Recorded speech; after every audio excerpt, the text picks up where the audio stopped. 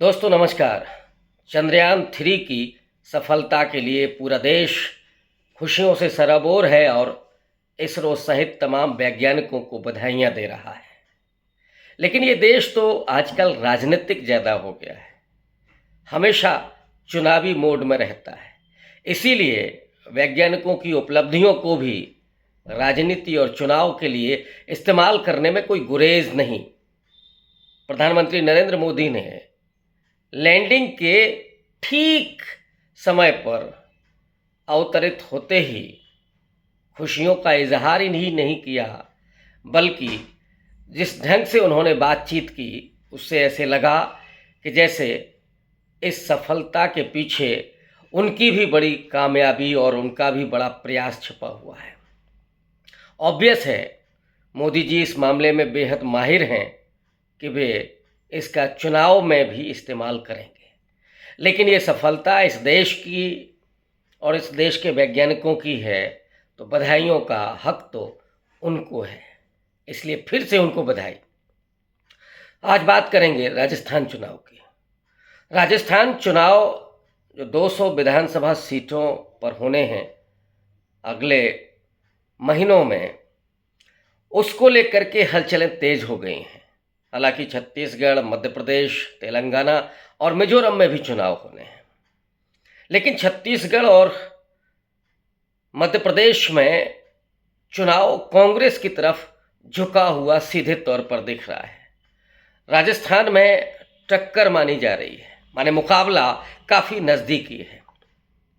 200 विधानसभा की सीटों पर एबीपी सी वोटर के सर्वे ने बीजेपी को 109 से 119 सीटें दी हैं, यानी बीजेपी को जीत मिल रही है, ऐसा ये सर्वे बता रहा है।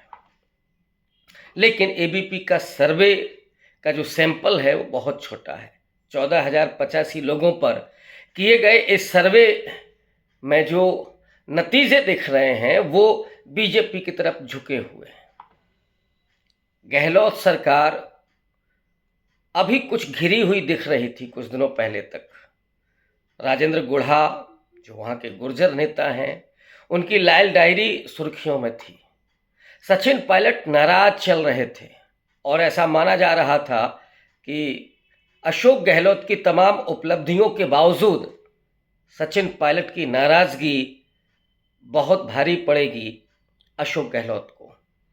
लेकिन अब जबकि मल्लिकार्जुन खड़गे की CWC में यानी कांग्रेस वर्किंग कमेटी में सचिन पायलट को शामिल कर लिया गया है सचिन पायलट की नाराज़गी दूर करने के लिए, तो अशोक गहलोत निश्चित रूप से थोड़ा निश्चिंत होंगे, थोड़ा मजबूत हो रहे होंगे।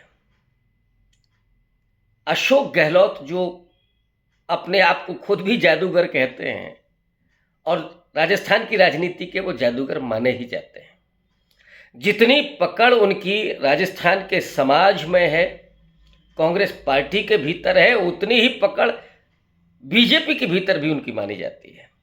यानी वसुंधरा राजे सिंधिया के साथ बहुत अच्छे ताल्लुकात उनके माने जाते हैं। आरोप तो यहाँ तक लगता है कि अशोक गहलोत को कई बार वसुंधरा राजे ने मदद की है, और ये भी है कि वसुंधरा राजे को भी वो मदद करते हैं। इसी को अशोक गहलोत जादूगरी कहते हैं। वो माली समाज से आते हैं, माली सैनी समाज, जो राजस्थान में करीब 4% माना जाता है। दूसरी तरफ वसुंधरा राजे सिंधिया हैं, जो ग्वालियर के सिंधिया घराने के ज्योतिरादित्य सिंधिया की बुआ हैं, लेकिन राजस्थान की बहू हैं। धौलपुर राजघराने में ब्याही हैं, उनकी शादी हुई है। और वसुंधरा राजे भी एक मास पॉलिटिशियन है। हालांकि मास और क्लास दोनों पर उनका प्रभाव माना जाता है। राजघराने से आती हैं तो वो क्लास का एक प्रभाव है, लेकिन अपने छोटे से घूंघट में वो जिस तरह से जब पारंपरिक वेशभूषा में उन औरतों के बीच में जाती हैं, राजस्थान के आम लोगों के बीच में जाती हैं, तो वो बेहद लोकप्रिय हो उठती हैं। बहुत स्नेहिल व्यवहार उनका होता है लोगों के बीच में। इसलिए मैं कह रहा हूँ कि वो मास पॉलिटिशियन भी हैं और जितनी वो क्लास की पॉलिटिशियन है। लेकिन वसुंधरा राजे सिंधिया को जिस तरह से साइडलाइन किया जा रहा है, ये ठीक वैसे ही है जैसे कर्नाटक में येदियुरप्पा को, लिंगायत के बड़े नेता और कर्नाटक के कई बार के मुख्यमंत्री, उनको नरेंद्र मोदी ने साइडलाइन किया और अपने चेहरे पर चुनाव लड़ा। आखिरी के 10-12 दिन जो कैंपेन की गई, बहुत आक्रामक कैंपेन, उसमें बजरंग दल भी था, बजरंग बली भी थे, और नरेंद्र मोदी ने जिस तरह की आक्रामक कैंपेन वहाँ पर की थी, उससे भारतीय जनता पार्टी का वो प्रमुख चेहरा बन गए थे। कर्नाटक में हारने के बाद एक बड़ा झटका लगा था नरेंद्र मोदी को, और इसीलिए ऑर्गेनाइजर ने जो लिखा कि अब नरेंद्र मोदी और हिंदुत्व के सहारे चुनाव नहीं जीता जा सकता। ये कर्नाटक का ही चुनाव था, वो टेस्टिंग थी कि जिसने नरेंद्र मोदी को डैमेज किया और आरएसएस को ये कहने के लिए मजबूर होना पड़ा। लेकिन नरेंद्र मोदी तो बड़े जिद्दी किस्म के नेता माने जाते हैं। ये जिद उनकी चल रही है कि वो वसुंधरा राजे को वहाँ चेहरा नहीं बनाना चाहते हैं। वो वसुंधरा राजे जिनके साथ बड़ी अदावत है, तीखी अदावत है, और वसुंधरा राजे ऐसी नेता हैं कि जिन्होंने नरेंद्र मोदी को कभी भी घास नहीं डाली या उनके सामने नतमस्तक कभी नहीं हुई, कभी उनके कहने पर नहीं चली, और वो अकेले अपना जो उनका गुट है, जो उनके पास संगठन की ताकत है, जो उनकी संगठन पर पकड़ है, जो नेताओं पर पकड़ है, वो उनकी मजबूती है कि उसने कभी नरेंद्र मोदी के सामने झुकने के लिए मजबूर नहीं किया। अभी 2 कमेटियां बीजेपी ने बनाई हैं। एक तो स्टेट इलेक्शन मैनेजमेंट कमेटी, जिसका अध्यक्ष उन्होंने नारायण पंचारिया को बनाया है। दूसरी मैनिफेस्टो कमेटी बनाई गई है, इसका अध्यक्ष अर्जुन राम मेघवाल को बनाया गया है।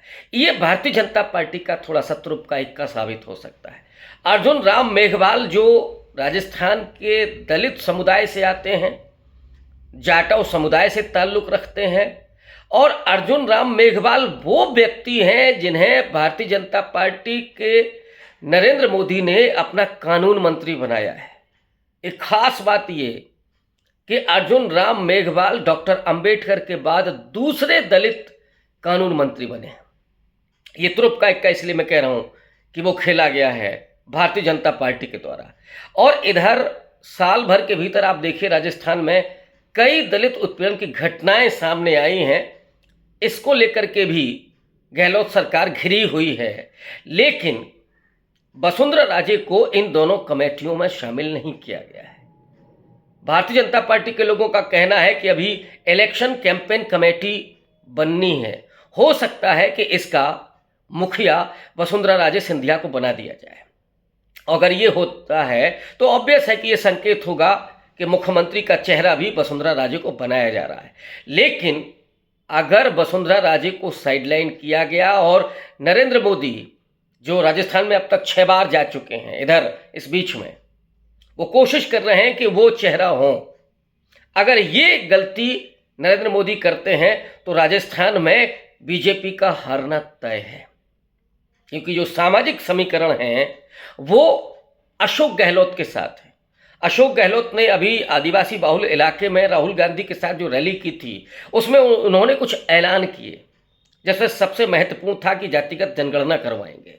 ओबीसी जो तकरीबन 40% माना जाता है राजस्थान में, अब माना जाता है मैं इसलिए कह रहा हूं क्योंकि ओबीसी की जनगणना नहीं होती है, वो कास्ट सेंसस की बात कर रहे हैं कि हम करवाएंगे। दूसरा, आरक्षण बढ़ाने की बात उन्होंने कही, जो ओबीसी को 21% आरक्षण है वो 27% करेंगे, और इसमें भी उन्होंने अति पिछड़ा को अलग से 6% आरक्षण देने की बात कही है, 5 से 6% बढ़ाने की बात कही है। नरेंद्र मोदी के बाद या नरेंद्र मोदी के समानांतर अशोक गहलोत ऐसे लीडर हैं, ओबीसी जमात से ही आने वाले ऐसे लीडर हैं जो नरेंद्र मोदी के स्ट्रेटजी को फेल करते हैं। अशोक गहलोत जानते हैं कि इस समय की राजनीति में पिछले 1 दशक में कौन सी नई कॉन्स्टिट्यूएंसी उभरी है जिस पर ज्यादा फोकस करना है। नरेंद्र मोदी की जो कामयाबी है वो सामाजिक समीकरण में अति पिछड़ा और दलित और आदिवासी भी कहीं कहीं, हर राज्य में एक अलग स्ट्रेटजी मोदी की होती है। राजस्थान के संदर्भ में कहेंगे तो वो आदिवासी को फोकस करेंगे, आदिवासी वहाँ पर 13.5 से 13.5% है। वो दलित को अर्जुन राम मेघवाल के जरिए फोकस कर सकते हैं, जो राजस्थान की बड़ी आबादी है, 17 से 18%। उत्तर प्रदेश में जो हम देखते हैं तो वो अति पिछड़ा पर कंसंट्रेट करते हैं, नॉन जाटो दलित पर कंसंट्रेट करते हैं। लेकिन इन सब के बीच में एक महिला कॉन्स्टिट्यूंसी भी बनाई गई है। मोदी ने बहुत अच्छे तरीके से उस पर खेल किया है। वो बात अलग है कि उसमें झूठ भी होगा, उसमें फरेब भी होगा। एक बार गैस सिलेंडर देने के बाद वो हालत नहीं है उन महिलाओं की कि वो उनका परिवार गैस भरवा सके। वो 1100 रुपये का गैस सिलेंडर, वो कैसे गैस भरवा सकते हैं। लेकिन महिलाओं को मंच पर ले आना, उनका राजनीतिक इस्तेमाल करना, उनके चेहरों का इस्तेमाल करना, वो एक चेक दे देना या कई बार गलत नामों का इस्तेमाल करना, ये बीजेपी की अपनी पॉलिटिक्स है और उसमें वो कामयाब होती आई है। अशोक गहलोत उसी कॉन्स्टिट्यूंसी पर फोकस कर रहे हैं। 30 लाख महिलाओं को, वो 40 लाख महिलाओं को स्मार्टफोन देने जा रहे हैं। सरकारी बसों में उन्होंने कहा है कि आधे दाम पर, यानी 50% छूट पर वो महिलाएं यात्रा कर सकती। और भी कई तरह की योजनाएं हैं। राइट टू हेल्थ है ही जो बहुत महत्वपूर्ण योजना है राजस्थान की। 500 रुपये में गैस सिलेंडर वहां मिलता है। इन योजनाओं को गिनाने का यहाँ कोई इरादा नहीं है, लेकिन और भी बहुत सारी योजनाएं हैं जिसको आप देख सकते हैं। कहने का आशय ये है कि गहलोत भी उतनी ही बारीकी से डैम समीकरण बना रहे हैं, दलित, आदिवासी और मुस्लिम, जिस पर बीजेपी का कोई फोकस नहीं। 10% मुस्लिम वहाँ पे है, 13 से 13.5% आदिवासी है, 17 से 18% आपका दलित है।